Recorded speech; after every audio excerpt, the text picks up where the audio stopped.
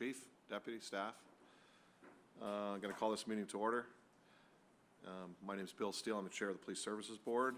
At this time, I'd like to read our land acknowledgement statement. We begin this meeting by acknowledging that the Niagara region is situated on treaty land. This land is steeped in the rich history of the First Nations, such as the Hadawandurunk, the Haudenosaunee, and the Anishinaabe, including the Mississaugas of the First Credit Nation. There are many First Nations, Métis, and Inuit people from across Turtle Island that live and work in Niagara today. The Regional Municipality of Niagara Police Services Board stands with the Indigenous people, past and present, in promoting the wise stewardship of the lands on which we live. I'm going to do a roll call at this time. Member D'Angela? Here. Member Eek? Here. Member Gale? Here. Member Lawson? Here. Members Gibson and McKendrick send their regrets. They are not able to attend. Board members, are there any conflicts of interest today? Thank you. Adoption of the minutes, moved by members Gale and Eek, that the minutes of the public board meeting held Thursday, March 24th, 2022 be adopted as circulated. Questions? All in favor? That's carried. Reports from the chair. At this time, I'd like to recognize Ron LeClaire and Hank Zaire, the back of the room. Thank you for attending. It's good to see everybody in person. This is my first in-person meeting. Ron is with the Inspectorate of Policing at the Ministry of Solicitor General, and he serves as a policing services advisor to police service boards in Ontario, and he is our direct representative. He is at our meeting today as part of a routine visit by police services advisors to police boards across the province. We're pleased that Ron and Hank are attending our meeting, and we look forward to his continued participation at future board meetings. At its meeting held December the 16th, the Niagara Police Services Board passed a motion requesting the service attend a council meeting for each of Niagara's local municipalities to address any local police-related questions or concerns specific to each municipal council. In addition, any board members who represent or reside in the respective municipality, they can attend the council meetings as a board rep for the important initiative. To date, representations have been made to Port Colborne, Fort Erie, Niagara Falls, Lincoln, Thorold, West Lincoln, and upcoming is Waynfleet on May the 10th, Welland on May the 17th, and Niagara Lake on May the 30th. As long as we can get in, eh, Bob? The Ontario Association of Police Services Boards is holding its Zone 4 quarterly meeting on May the 11th from 9 a.m. to 11 a.m. Zone 4 consists of a total of 14 police service boards, including municipal and OPP contract boards and First Nations police governance bodies that are located within the regions or counties of Brant, Haldimand, Halton, Hamilton, Niagara, Norfolk, and Oxford. These quarterly engagements allow boards within a certain geographic area to meet for the purpose of discussing matters related to policing governance, and further details will be provided closer to the state. The Canadian Association of Police Governance hosts monthly webinars as part of its education strategy to keep police boards and police executives across Canada apprised of issues currently impacting the policing community. On April the 7th, board members attended a webinar entitled The Impact of Hate Crimes on Your Community, which examined the outbreak of hate crimes across Canada within the scope of the current global health, economic, and civil unrest crises. A webinar is also being held later today at noon entitled Churn at the Top, Why It Is So Hard to Get the Right Chief.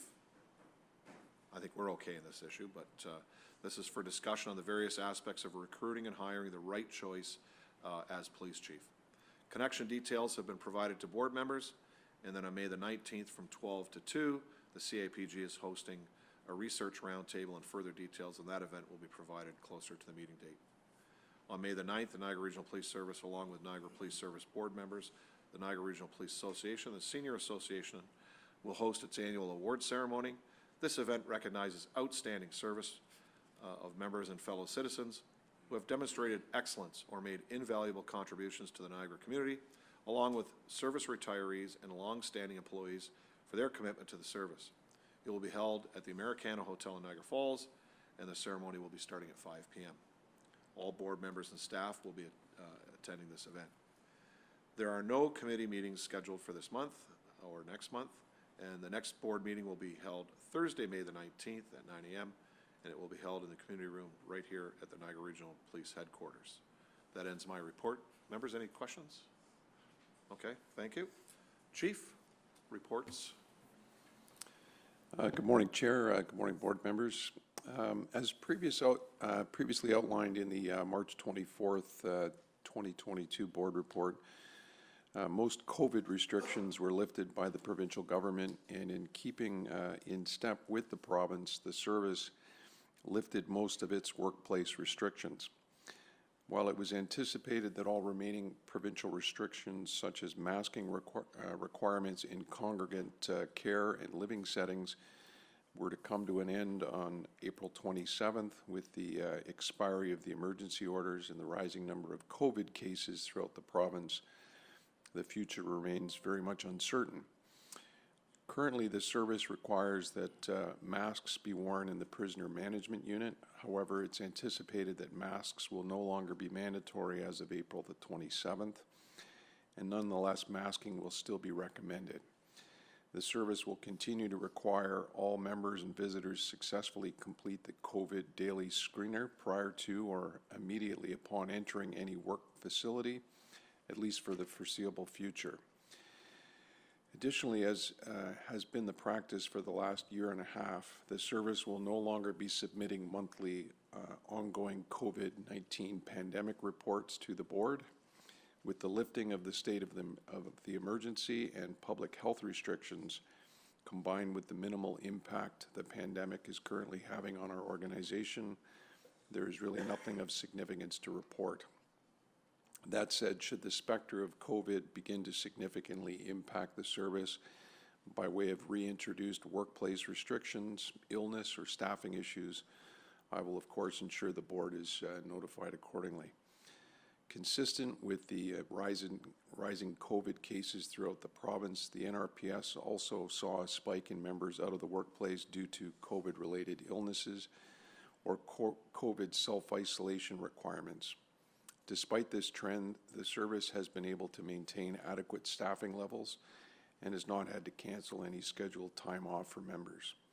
We will continue to monitor the ever-evolving situation and take necessary steps if and when required. Despite the lifting restrictions in the workplace, the service continues to encourage physical distancing, proper hand hygiene, and respiratory etiquette within the workplace. The service continues to maintain an adequate supply of PPE, including N95 and surgical masks, gloves, hand sanitizer, and wipes. The supply chains for PPE continue to be monitored and assessed to ensure that we're well positioned for the future. Members of the service, sworn and civilian, have done an outstanding job throughout the pandemic and continue to do so during this unprecedented time. Their ongoing dedication and professionalism serving the community during this really unique time in our history is very much recognized and greatly appreciated. Just with regards to our homicide statistics, during the reporting period of March 23rd to April the 19th, we experienced one homicide, which is the first homicide that we've experienced so far in 2022. I'll provide some details about that shortly. And we had two attempt homicides that occurred during that same period. So to date, we have one homicide and 4 attempt murders in 2022. Comparatively, we had 6 homicides in 2021, 5 in 2020, 7 in 2019, and we had 2 in 2018. A little bit about that homicide I mentioned.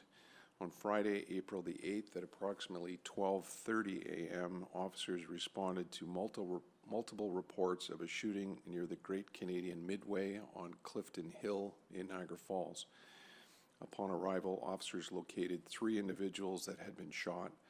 One victim was pronounced deceased, while the other 2 victims were transported to out-of-town hospitals for further medical treatment. Both are currently listed in stable condition. All of the victims in this matter are under the age of 18 years of age. A blue 4-door Ford F-150 Super Crew Cab pickup truck was observed leaving the area at a high rate of speed. The vehicle had dark tinted windows, a tri-fold tonneau cover, and a moonroof. vehicle which had visible damage and was missing a door handle and front license plate was last seen traveling west on Lundy's Lane toward the area of Montrose Road and Highway 420 in Niagara Falls. The homicide unit has carriage of this matter and the investigation continues. Anyone with information or who may have been in the area with any dash cam footage is asked to contact Detective Sergeant Neville of the homicide unit by calling 905-688-4111, choosing option 4, and then entering badge number 9104. Members of the public who wish to provide information anonymously are encouraged to contact Crime Stoppers of Niagara online or by calling 1-800-222-8477 or TIPS. Crime Stoppers offers cash rewards to persons who contact the program with information that leads to an arrest. Some information with regards to our traffic fatality and serious motor vehicle collisions. There were 2 fatal motor vehicle collisions and 1 life-threatening injury that occurred in the month of March. To date, we have 5 fatal collisions that have occurred in 2022. Comparatively, there were 21 in all of 2021, 16 in 2020, 13 in 2019, 13 in 2018, and 16 in 2017. So we are trending almost identical to where we were last year. A little bit about that fatal collision. On Sunday, March 13th, shortly after midnight, officers responded to a report of an all-terrain vehicle collision on Garrison Village Drive in Niagara-on-the-Lake. Initial investigation determined that a 16-year-old male had lost control of his ATV, causing it to overturn. Male was transported to an out-of-town hospital in critical condition. Unfortunately, on March 24th, the male succumbed to his injuries in hospital, and that investigation continues by our collision reconstruction unit. On Tuesday, March the 29th, shortly after 5:30 a.m., officers responded to a report of a head-on collision involving an all-terrain vehicle and a minivan on Casterville Road in West Lincoln. An initial investigation determined that a 38-year-old male was operating an ATV northbound on Casterville Road near Concession Road 3 when it collided with a minivan in the southbound lane. The operator of the ATV was pronounced deceased on scene, and the minivan had 4 occupants, 2 of which sustained minor injuries and 2 which received serious injuries. However, all are expected to survive. The investigation into this matter continues also by our collision reconstruction unit. And on, on Monday, March the 28th, officers responded to a report of a serious collision at Bowen Road and Pettit Road in Fort Erie. Initial investigation determined that a 78-year-old female was operating a Chev motor vehicle eastbound on Bowen Road when it collided with a Freightliner truck being operated by a 53-year-old male. As a result of the collision, the driver of the Chevrolet received life-threatening injuries, while an 81-year-old male passenger received serious injuries. The driver of the truck was not injured, and that investigation continues by the collision reconstruction unit. I just wanted to report on a few items in the news. At approximately 6 a.m. on Wednesday, March 23rd, officers were engaged in foot patrol initiative in the area of Queen Street and Chrysler Avenue in the city of Niagara Falls. After hearing the sound of breaking glass, officers located a suspect exiting a restaurant via a broken glass window. The suspect was carrying stolen consumable goods and tools in the amount of approximately $700. A 30-year-old Niagara Falls man was arrested and charged with the offense of break and enter.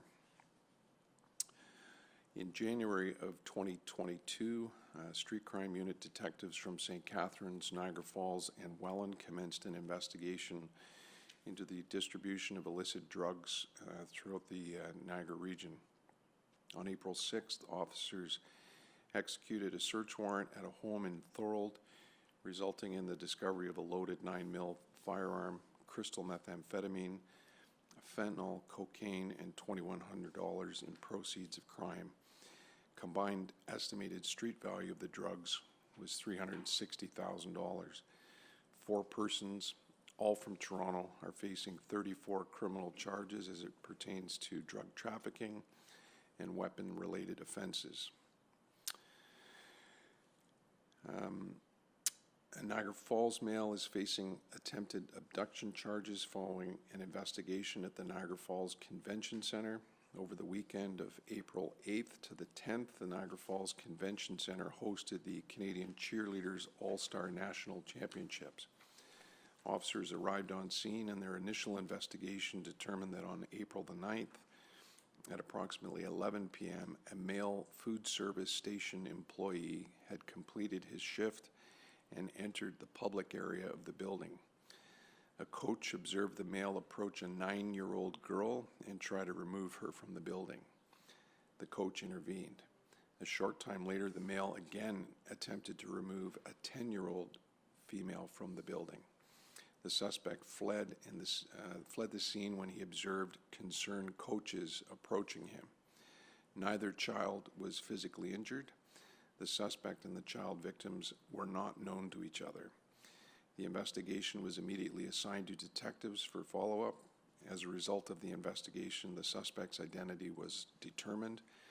A 19-year-old suspect was arrested on April 10th when he returned to work at the convention center and charged accordingly. And Mr. Chair, that concludes my report. Thank you. Thank you, Chief. Questions to the Chief?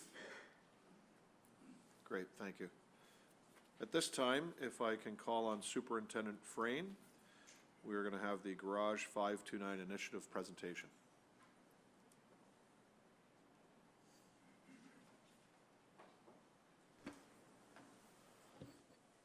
Good morning, Chair and board members.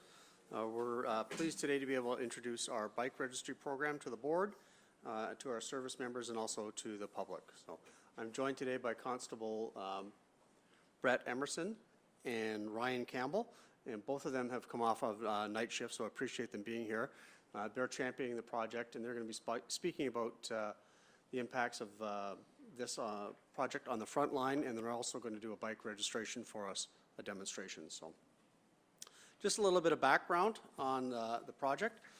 So we talked about this last year with the board, and some stats. Back between 2019 and 2021, it's not showing up on the presentation, but I can advise you, we recorded 2,595 thefts of bicycles and recoveries that we had in our property and evidence area. And we had a very low return rate on those. I'm just going to have to log back in here. So if you just bear with me.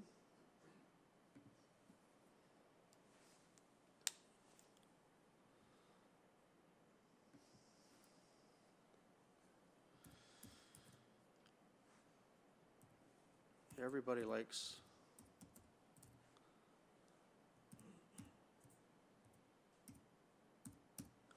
electronic stuff when it works. When it doesn't, not so much.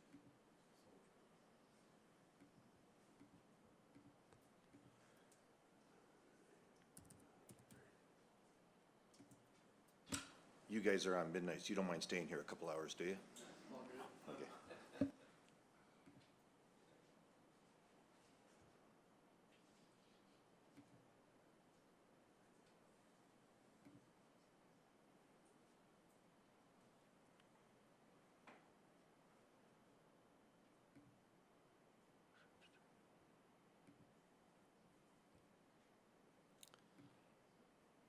It's not going to let us do it. So what we'll do is we'll give the presentation anyways, I think.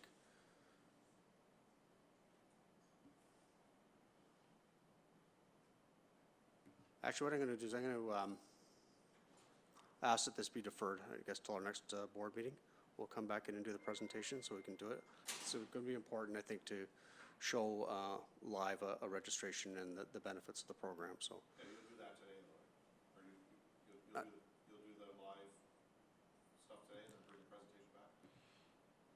I leave it in your hands. We can do the presentation today. We can do the registration today for the board. The community won't be able to see it, but I can do the presentation for the public portion another time, so. We'll be able to see this part, so let's, yeah. Okay, Yeah, let's show this since we have the gentleman here. all right. So, basically what we've thought of and what this sandwich board kind of gives us the ability to do is there's a QR code at the bottom, and we've imagined, or we're proposing, hopefully, that the QR codes could be attached to service vehicles at some point. And then in the future, if a member of the public wished to register their bike, all they have to do is come up to a service vehicle, scan the QR code, and then it'll take them into the system. So I'll do that right now with the camera on your smartphone. You just hold it up to the QR code. You'll get a link at the top with a Safari link, just like every QR code. Our doors work the same way with our COVID screener. And then it'll take us right into the Garage 529 app, and you can register for free. We have it downloaded on our phones as well, just for ease of use. And Superintendent Frayne has generated a profile under that, under his name, using the Niagara Regional Police.ca email. One of the benefits of Superintendent Frayne or myself or Constable Brett Emerson or anybody really generating a profile is that we can assist members of the public in registering their bikes, and they don't necessarily need to create that profile at that moment, but we can link the bike to an email. And so later on, if hopefully they've had their email for some time and they don't forget it, they can go back into the program, register their email, and then their bike will sync up with them. So it's very, very simple. It just brings me to a page. I know we can't really see from this far, but it'll bring me to a page called Your Garage. And then there's just a plus sign right up there. And then it's a drop-down menu, and it just says add a bike, bike nickname, manufacturer, model, bike type, frame color, accent color. So a lot of distinguishing factors about the bike. The more information we can urge people to input into the system, the better, given that it'll help us identify that stolen property just a little bit easier. So this one is a Jamis Ventura. So the bike nickname, we'll just call it My Bike. Manufacturer is Jamis. Model is Ventura. Bike type is a commuter bike. Frame color, and then there's a whole host of options. This one predominantly black. Just pretty much as Ryan is registering it, I know that we're going to be doing a presentation on what this is, but Project 529 quickly is just, when you're trying to report your bicycle stolen, obviously you have to go through the steps now that you're calling police, you're awaiting, obviously, our priority queue to go through this. What this can allow is it can allow you to report it almost instantaneously, that if we have access as police, which there's another aspect of the app that's a police-only aspect, it'll allow us to say that in the area, your bicycle's been reported stolen, and gives that information directly to the police. So the second your bike is gone, you can report that. It also alerts everyone else that has the app, so as this grows within the region, if you were riding your bike on the Welland Canal path and somebody reported their bike stolen, it might say to the people in the area, hey, keep an eye out for this bicycle because it was just reported stolen, and it can show a picture of the actual item. So the biggest thing that I think that could assist with is just the chance of actually recovering. A lot of times you get a bicycle that's reported stolen. I believe it's sitting at under 3% chances of bringing it back. It's a 2.79% chance.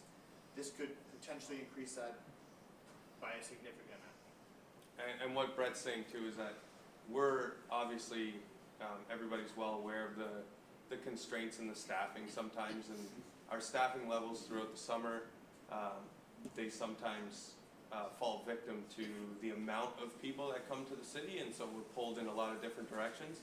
And a belated theft would be a priority 4 or 5 type call for service, which would maybe get delayed. And so what this enables the users to do is just automatically report that stolen. There's no need for a police officer to go to the house and take that initial stolen property report. And so when we're busier, during our busier times, if someone was able to just register their bike as stolen, and then Brett and I, as part of our duties out on patrol, were to find this bike and just run it, hopefully we'd be able to intercept that stolen bike a lot quicker.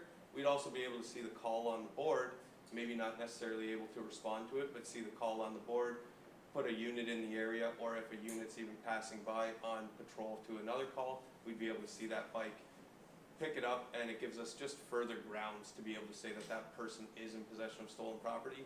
It allows us to articulate our causes a little bit better, and it allows us to make the arrest a little bit more efficiently. And so continuing on, we do have a roll of stickers here. There's Those are essentially just they're serial numbers that are associated with the app. When you place it on your bicycle, they're very difficult to remove, and it's just another way that police can identify it. A lot of times when we get bicycles on the road, you're having a serial number that's been removed or damaged. This is something that if you put it somewhere where they may not know, that's another thing that typical bike thieves may know where your serial number is, but they might not know where that sticker is. And that's something we can identify and that the user could assess or state where it is. So We also believe it provides somewhat of a visual deterrent. You look at the bike, you know it's registered with Garage 529, and maybe that person has been subject to prior prosecution or arrest with respect to possession of stolen property, or maybe they just look at it and think, this one's got serial numbers all over it, maybe I'll skip to the next one, and then hopefully they don't find the next one. Or as the program grows, obviously if we see the Project 529 associated with Niagara Regional Police, they're going to see that logo. If it does get to the point where there's a QR code on the cruiser, they're going to see that logo. You see that logo on a cruiser, as you're looking at a bike, you're going to be stealing. It's hopefully going to provide a further deterrence. And then all the way through the app, the rest of the way, it's just asking us for information as well as photographs. So this one's going to ask us for the serial number. It's going to ask us for some photographs, and we're just going to tap and take photos with our phone. Again, the service member can assist the member of the public with this, or the member of the public could do it themselves if they had a smartphone. When you're on the app, it'll allow you, so if you had your own personal application of it, even if it's just another member of the public and another member of the public, you can have your app open for your garage, and when you go in, it says register a friend, so then you can just register straight to that friend's email, and then when they get home, they can complete their actual registration sign up, but their bicycle will be registered at that time.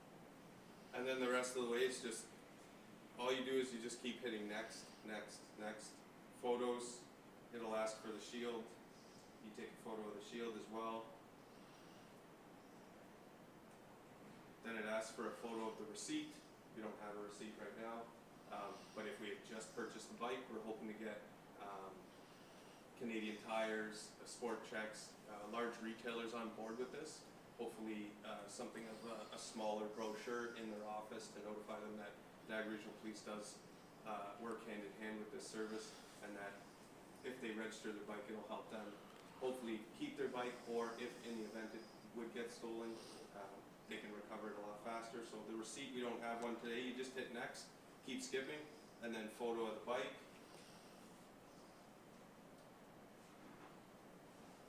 And if there's something that they need to go back on, let's say you're just out at a trail and you're helping somebody with it, they do have a receipt at their house, they can add that onto their account at any point.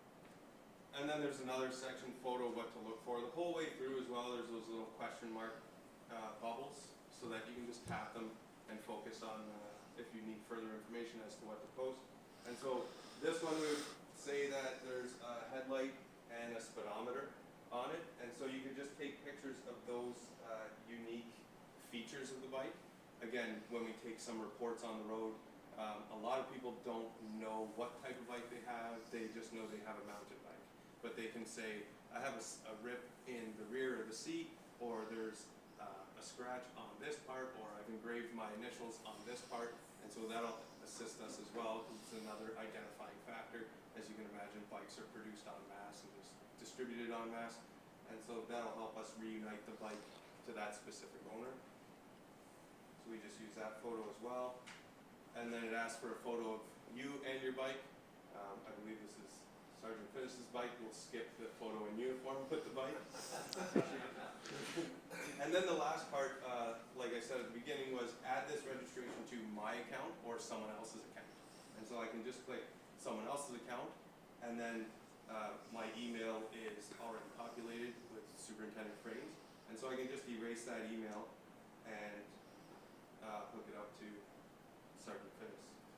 With the sticker, pretty much the last point I would have with that is, if you're reporting your bicycle stolen now and you're giving your serial number, you still have to wait, so, like he said, through the process of reporting it, putting it into our system, and often when we're running bicycles through our dispatch, they're not coming back to anything. This is because they don't have the serial number marked down, or it's just not reported yet. So when we're dealing with other incidents on the road, and if it's other aspects of crime that we may come across a bicycle, and it seems suspicious that the person it may be possibly the drug subculture has an item that they did not have the day before, those stickers will provide a serial number that you can run through our system that will say if it's stolen, not stolen, who it belongs to, and it gives almost like a license plate would be for a bicycle. And so the final step just says complete your registration. We hit complete registration. And then once Sergeant Fittis can go into his profile and just sync the bike to himself. And so it'll be here on my cloud in my garage. I have all the pictures, and I can just hit sync. It'll send it right through. And that's it, his bike's registered. Bicycles now on the system. It'll take a lot less time helping people register than me explaining it sometimes. Personal flaw of mine is I like to talk a lot.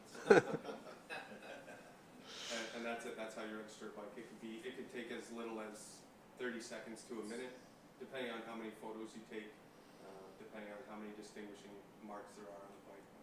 We really believe that this is going to help us get, not only get bikes back to the people that they belong to in the event that they are stolen, but it'll also assist officers with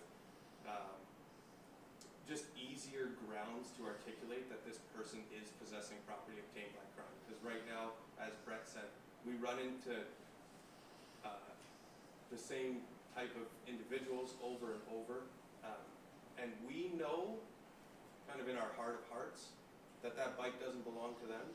But again, that's not grounds in court. And so, if we can just help officers develop further reasonable grounds, then we can effect a lawful arrest and reunite some stolen property with its owner. Okay, thanks very much, guys. I'll have an opportunity to ask some questions at the end. As everybody here knows, the NRP is a great team, so we had a team come in behind me, and we got our IT issue fixed up here. So, what they talked about with the bicycle being easy to register, though, you've already seen a demonstration of my technical abilities, which are zero. I was able to register two bikes on my own in about 2 minutes, so it does go very fast. But I can give you the presentation on the program now. So the background of it, you see the number of thefts and recoveries that we had over a 2-year period there. So those were bicycles that came into our evidence management unit. And as we said, we can only return about 2.75% of those. The rest end up going to auction or end up going scrap or something along that line. Compounding that is we know that there's a very low rate of reporting for people because they don't know their serial number, so they think, what's the point in reporting things, and they haven't registered their bikes. So they don't do it. Bike thefts, they do have a cost in our community, very much in terms of the property value of the bicycle. Bicycles can be very expensive, and they can also be very expensive for the individual who has them based on their own socioeconomic status. It's a quality of life crime for a number of people. If they lose their bicycle, perhaps that's their only means of transportation and it's gone, and we can't get it back to them. The officers talked about the amount of resources that it consumes with us trying to find these owners of these bikes. It takes a lot to do it. It's not an easy process. Hurts the tax base, as we know. In Niagara Falls, we've had, a couple of years ago, we had difficulty with thefts occurring in the tourist area where people were going to hotels and bikes were disappearing, and we weren't able to track those down. So we will now have a mechanism to partner with hotels to be able to do that, to get registrations done. And the other aspect of the cost of it is that it enables secondary crimes, and the officers spoke about that often they know that somebody's involved in things, but they can't really articulate enough to investigate it. So when we talked about the program before, what we wanted to find is we wanted to find a bike registry system that was very simple to use, and it involves self-registration, so people wouldn't have to bring their bikes into the police station. That's one model. but people can do it from home. Officers can help people as they come across them with their bikes and get through the process. We wanted something that would discourage thefts, so the shield that they placed on the bike, tamper-proof, and it's a visible deterrent. If people see that shield, they will know that that bike is registered and the police can track it down, or we can do a registration check right on it there. If you have a serial number on your bicycle, it's not registered anywhere. You may have that information, you may not, but the shield number, people will know that that's a separate registration that has occurred, and that will be a visual cue to police officers that they can investigate that bicycle. So people will be discouraged from stealing. It increases our investigative abilities. Multi-jurisdictional. So this is not just Niagara Regional Police. Project 529, there are 1.7 million bicycles registered to it, and any agency can go in and check this once they have the system that they're using.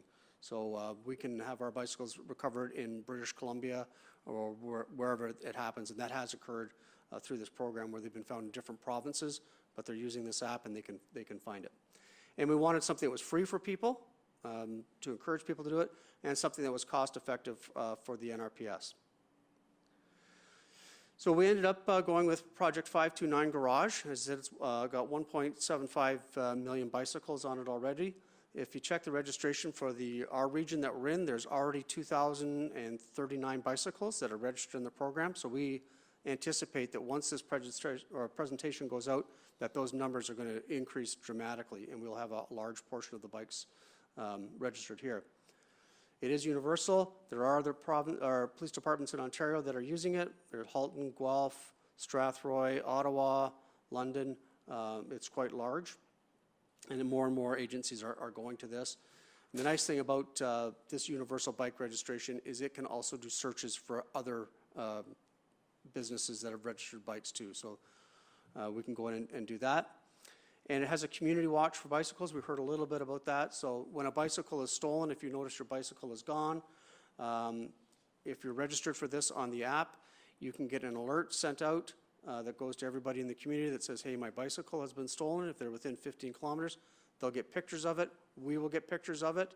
So we get that instantaneous notice that a bicycle has been stolen. And there's a mechanism for people to report that in and say, I just saw the bike going down this street here. Report it to the registered owner of it, and they can contact us and let us know about it. So we'll have some very quick recoveries. The Frontline Benefits, the officer spoke about that in great detail. That's that instant notification, potential faster recovery, proactive identification of stolen property that's not even been yet reported. So we don't even have in our system yet that we've taken the report, but we've got that information. We've got pictures of it already. It's going to allow timely decision-making. It takes a number of hours right now to investigate something to even determine if it is stolen, but we'll be able to make that investigation very short and form some grounds right off the bat to do that. There are hot sheets, as they're called, that are available. So a briefing sergeant can go in at the beginning of his shift and say, you know, how many, or give me a picture of all the bicycles that have been stolen in the Grimsby area in the last week since we've been off, and they will get a printout of all the pictures of all the stolen bicycles that they'll be able to show at the briefing, so officers will have that intelligence as they head out on the street. So it's going to be very, very beneficial for Frontline. We saw the demonstration on how to register, so we'll just kind of walk through it for members of the public here. You can go onto our website. It's niagarapolice.ca. And the way it's set up right now is on the home page, you click on Community and scroll down to the bottom and you'll see 529 Garage Bike Registry.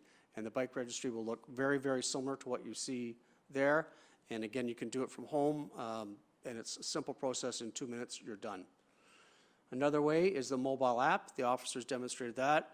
That can be downloaded, or if you go to the next slide, here is the QR code. QR code is on our sandwich board that we have. You can get it anywhere to download. We are studying putting it on cruisers right now so that when officers are dealing with people, they can simply scan that and help people do their registration right then and there. We will be attending community events for bike registrations. So this will be the sign that we have, and we'll have officers there that can help people. Other agencies that have done this have found that it's a very, very effective way. If there's bike events, there's a lineup of people that want to register their bikes and get them into the system, and we'll be able to do that. We do have a number of partnerships where we anticipate doing some larger registration events. Niagara Parks Police, they've already identified a date they want to participate with us to do a registration in the park system. Niagara College and Brock University have both indicated an interest. And as well, a very unique one, I'd just like to speak about it briefly too, is the Bikes for Farm Workers that operates out of Niagara-on-the-Lake. And that's a group, what they do is with the migrant farm workers that come in, these people go out and they obtain bikes through donations, attending auctions, and they bring the bicycles in and they retrofit them, they get them roadworthy and ready to go for people, and they sell them to the farm workers for a very nominal fee. That's a group of people that has suffered a number of losses. So they issue about 800 bikes a year, is my understanding, and a large portion of those end up being stolen on these people when they go to the grocery stores and things like that, and they aren't recovered. I spoke to the people from the Bikes for Farm Workers, and it's interesting. They've done their own registration because they keep track of the bikes for maintenance that they do on it, and they've been to auctions where bicycles have come through us, and we haven't been able to locate the owner, and when they go to the auction, they say, those 5 bikes there, those were ours, and they have to buy them back. So we will be able to eliminate that. So they're going to partner with us and be placing these stickers on the bikes and registering the bikes and be registered them. So it's a great, great win for us to be able to do that. So that takes us to the questions. As long as there's no technical questions on any IT stuff, I can probably help you out, and the officers can help you out. So if anybody has any questions about the bike registry program, please ask. Thanks, Superintendent Frayne. Any questions? David? Thank you very much, Mr. Chair. I want to thank the officers for an excellent presentation. I think those that are familiar with computers and what have you will find it fairly easy, I think, to register as outlined. But for those that perhaps don't have a cell phone or get complex when it comes to dealing with electronics, what I liked in the presentation, I just wanted to highlight it, that you can register your bike with a friend. And so the friend that has the knowledge, has a cell phone, can assist you and make sure that your bike is registered. And so I thought that was an important component. And the second question I have is that the shields that you offer that are stuck or you place on your bike, what happens when you register at home and online? Do you subsequently mail that sticker so you can affix it to your bike via mail, or how do you receive that? That's my question. Thank you. If you're engaging with an officer, we hope to be able to issue the stickers right then and there. There are options to buy a shield online. They're not cheap when they sell them online, but we have a large stock of them, and you're going to hear from me coming back probably the next board meeting, trying to get some support for more of them because we anticipate going through them quickly. But anybody can attend one of our police stations and be able to pick up a sticker once they come in and say, hey, I want to register my bike, or my bike's already registered, can I get a sticker shield to add to it? So we'll be offering them here. And if it's an option that we need to mail them out to somebody, that's certainly not a barrier for us to do that either. Well, thank you for that explanation. I think when we offer this as a free program, that component, if we can ensure them picking it up at headquarters, that would be great to conclude that. Thank you. Thank you. Any further questions? Oh, through you, Mr. Chair. Just a couple questions. In terms of promoting this project, will you be using it through the community resource officers at the schools? Like, is that something where you'll try to get some more registrations? That's one question. The other one is, will you be attending bike stores, like especially high-end bike stores? They probably want to participate in something like this too. Will those be two areas that you target in terms of promoting the project? Yes, we're going to be working with our core unit, the newly formed unit. They are going to be participating in this, and I've spoken with Superintendent Gianico, and we've already targeted them to come out and do a couple events. So they'll be able to do that. In terms of the bicycle, we anticipate partnering with bicycle repair shops, sales places. So Canadian Tire is quite often a big partner in this. Going to be a free program for people. And we also look to partner with pawn shops and places like that. So they can do a search when a bicycle comes in, if it's already got a sticker on it, and identify it. And if not, then they can do, when somebody comes and gets that bike from them, that it can be registered right then and there. We're looking at cycling clubs participating, and the region also has a committee that deals with bicycles in the region, and we've had discussions with Councillor Hewson on that, partnering with them to get the word out. So we do not anticipate having any difficulty in this becoming a very large project and getting the information out there. So yes, those are all good points, and any place that anybody can think of that we can get the message out, we'll be doing it. Just final point, yeah, I like the idea that you mentioned, the community events. I think that's a great feature for the interaction between those that own bicycles. Also, the other thing you may want to think of is the Canada Summer Games. There will be a bicycle road race and also a bicycle mountain race, so that might be another opportunity to tie into those two events and try to leverage that for more people to register. I think it's a great program, and I think it's, like you mentioned, all the great facets of it. It's good for the Niagara region, so appreciate all the work that's been put into this, and you guys done a great job. Thank you. Thanks, Aaron. Just taking Henry's questions a little further. Are we going to reach out to our municipal partners, municipalities? Like, speaking on behalf of Port Colborne, that'd be great to put it at our valet center, which has all our soccer, baseball, hockey, swimming, for somebody to come in, whether they ride a bike there or a family comes in, that they can see this, that we can post it within our facilities?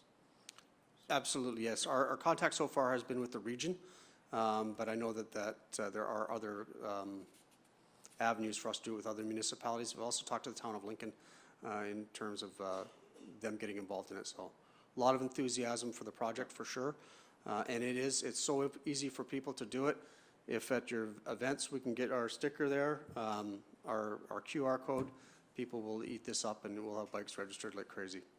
Yeah, I mean, through our communications department here, if we can have that go out to our municipal communications people, I think it'd be great. Because I'm just thinking of Port Colborne as being there. Our fire department has an annual event. We do a bike rodeo at the same place.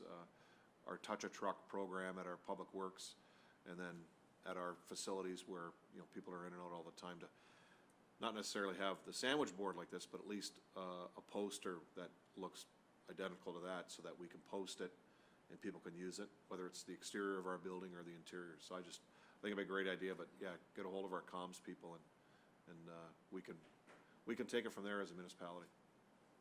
We look forward to all the partnerships that we can get, so absolutely. Thanks, Richard, I appreciate that.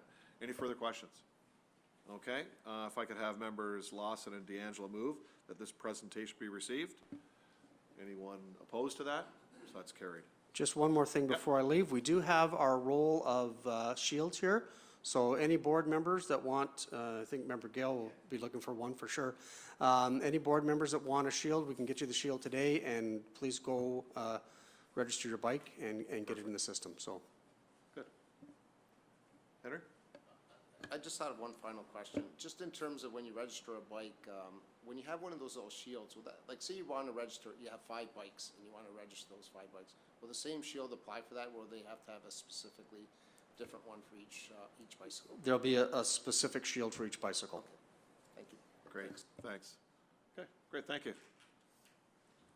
Thank you, officers. You're not a Wainfleet Emerson, are you? Oh, okay. Grew up with all the Emersons. Okay, item 8 is the consent agenda. We have items 8.1 through to 8.10. I'm going to have members Gale and member Lawson move these in block, but I am going to bring up item 8.1 for member Gale. Member Gale. Thank you, Mr. Chair. I'd like to make a motion to defer this item to the next meeting. I asked for this report. It's not time sensitive. I'm sorry, I have a doctor's appointment in Welland at 10 o'clock. I will not speed there, Chief. But, you don't cancel doctor's appointments this day and age. So I apologize to the board for this. I also am going to talk to Paul Forcier, the Chief of the Niagara Parks Police, who has had conversation with me about this, and I think with the questions I'm going to ask, I think he might want to have a representative from the Niagara Parks, because we'll be asking questions about their contract. Okay. on this, So I'm gonna take that as a deferral motion, there is no discussion on it.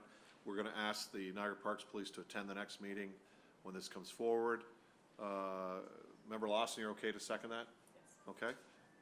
There are no questions, other than time and, Mr. Chair, I was gonna ask, I know in the report, it doesn't have any numbers in there.